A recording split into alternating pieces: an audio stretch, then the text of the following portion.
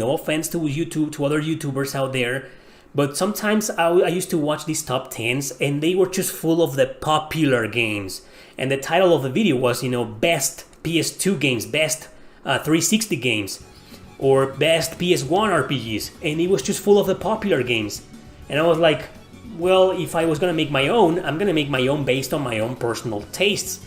And I'm still gonna call it best, because back then calling something favorite wasn't trending, and nobody was gonna watch the video, so I had to use the term best. And a lot of people were pissed off already, I called something the best, and I was like, now, how can Trails in the Sky be the best? Crisis Core is the best PSP RPG. And I was always telling them, no, that's the most popular RPG. Just because it's the most popular, it doesn't make it the best. And then they were, what is the best? The best is just whatever's best for you. The best, in your opinion, is not going to be the best in my opinion, or in that guy's opinion, or in this someone else's opinion. So the best turned out to be, for me, a completely subjective term. And that's what pissed off a lot of people, sure, but that's what a lot of people like that, That's what made a lot of people say, oh, this YouTuber, me, has this, this different perspective on things, so I became what I am.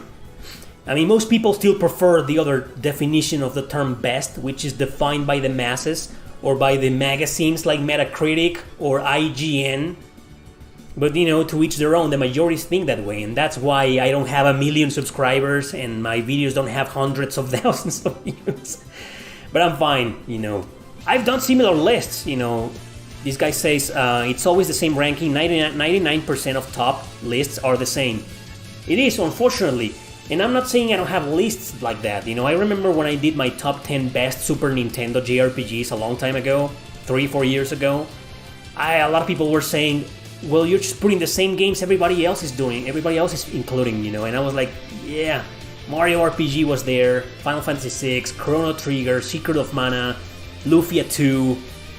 So I was like, yeah, but it's the Super Nintendo. It's not like the Super Nintendo has a lot of JRPGs. It only has like 40. And half of them are like not great.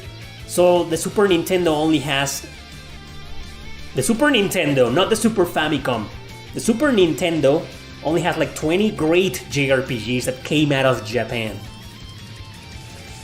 But yeah, most of my lists, it's not like because people think I do this on purpose. No, it's like I'm being honest, all I do is put my favorite games and decide which one it's better for me. That's right, that's why some of my lists have these really unusual choices. I don't do that on purpose, and it doesn't work anyway, doing those things on purpose makes you lose subscribers and viewers. Because, when it comes to PS1, everybody needs to see Final Fantasy Tactics and Final Fantasy VII on the first place, or they leave. So why the fuck should I do that on purpose, I'm not doing it on purpose, I'm doing it because that's my list. If my favorite PS1 JRPG is Chrono Cross, then that's the one that's gonna be number one.